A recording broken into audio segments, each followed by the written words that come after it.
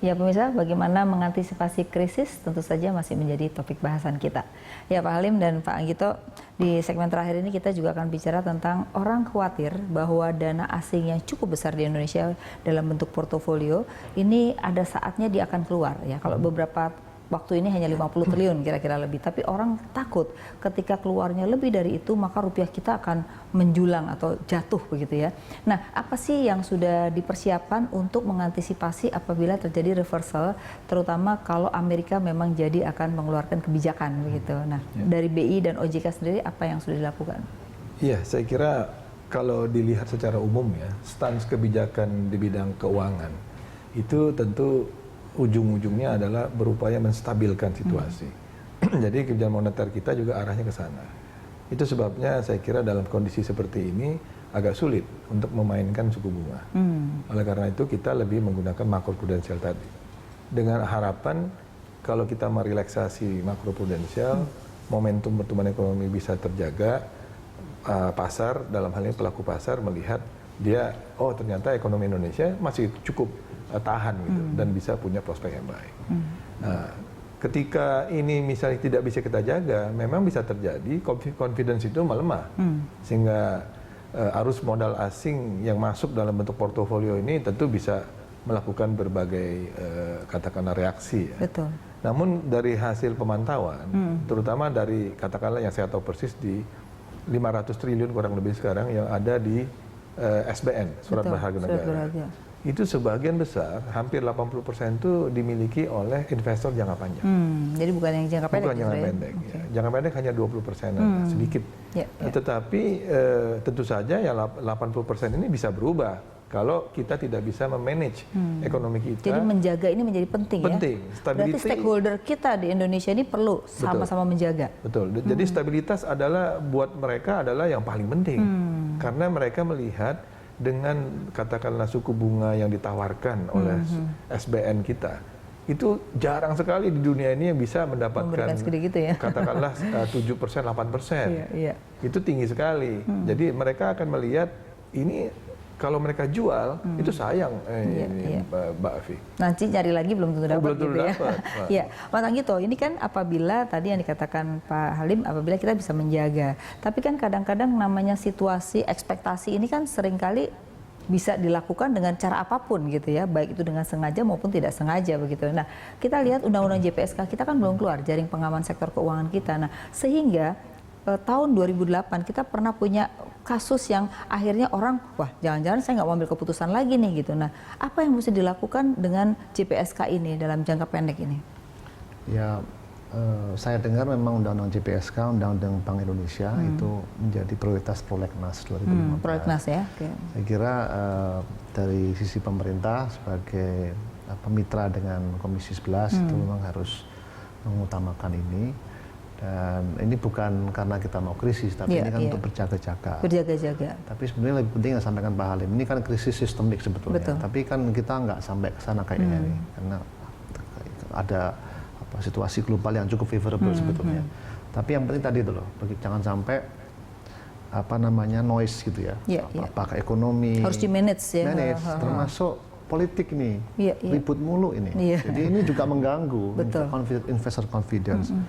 Masalah Kapolri, PAMA, KPK belum selesai, masalah Golkar belum selesai, masalah PSSI juga ribut. Jadi ini kan membuat para investor itu Indonesia itu kehilangan fokus gitu. Fokusnya kan bangun infrastruktur, bangun long term investment. Ya, saya kira apa yang dilakukan oleh Fiscal Authority sama Monetary Authority cukup baik lah dari sisi kita sebagai analis ekonomi itu kelihatan sebetulnya ya, meskipun seperti tadi saya sampaikan memang kayaknya targetnya terlalu ambisius gitu. Itu saja sebetulnya. Saya udah catat tadi ambisiusnya udah berapa kali nih gitu. Karena itu masalahnya, karena pada waktu laporan keuangan dari para emiten sektor keuangan, itu kan tiba-tiba sell off kan keluar, itu karena semata-mata apa yang dijanjikan tidak dipenuhi gitu kan. Sebetulnya bukannya para investor tidak menyadari bahwa ini ada perlambatan, tetapi janji-janji bangun infrastruktur, jangan-janji memperbaiki iklim investasi tidak seperti yang mereka rasakan. Betul. Gitu. Jadi, Bahkan S&P mau kasih kita menjadi positif pun ada syarat ya. 6 Ya. bulan harus membangun dulu, kalau enggak dia turun lagi menjadi sebetulnya stable. Indonesia sudah saatnya masuk investment grade. Gitu. Iya, iya. Ya, apalagi dengan kebijakan. Dulu sempat kan, terus kemudian kita Ini kebijakan BBM Sekarang sudah, cuma S&P aja yang belum. Iya, S&P, yang lain S&P. betul. Sebenarnya kebijakan BBM ini sudah merupakan kebijakan yang sangat ditunggu-tunggu iya, untuk iya, mendapatkan investment grade. Untuk harus konsisten tapi ya. Iya, ini konsistensi itu penting. Kemudian menjaga iklim investasi, BI masuk kapan, keluar kapan, gitu Iya. ya. Inflasinya itu bisa mencapai 3-5% seperti yang Oke. dijanjikan.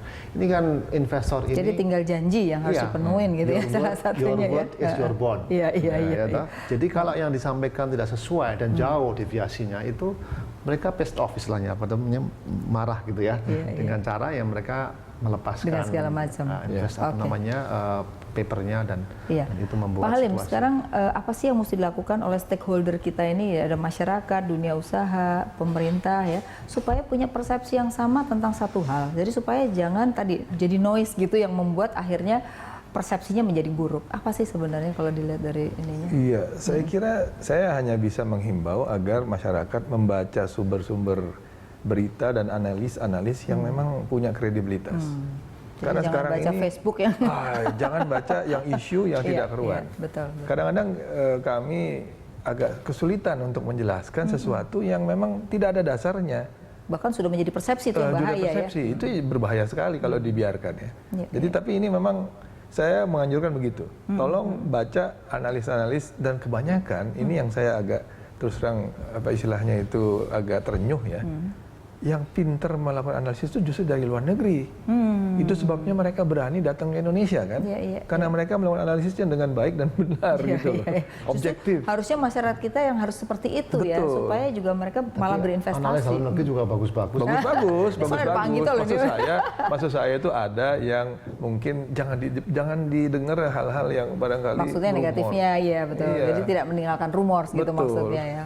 Jadi ini yang harus di-manage ya Pak ya. Iya. Dan masyarakat nggak perlu khawatir. Jadi kita harus optimis terus melihat ke depan. Jangan selalu pesimis, orang takut krisis. Tadi Iya. tanda-tanda kalau Bapak tadi berdua katakan itu, krisis itu tidak menjadi tanda-tanda yang bisa kita lihat jangka pendek ya. Tapi Iya. bagaimana kita memanage agar Indonesia bisa lebih bagus pertumbuhannya gitu ya.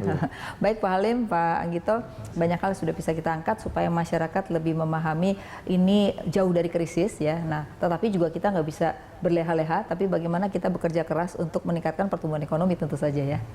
Ya bisa, barusan kita sudah membahas mengenai bagaimana mengantisipasi krisis.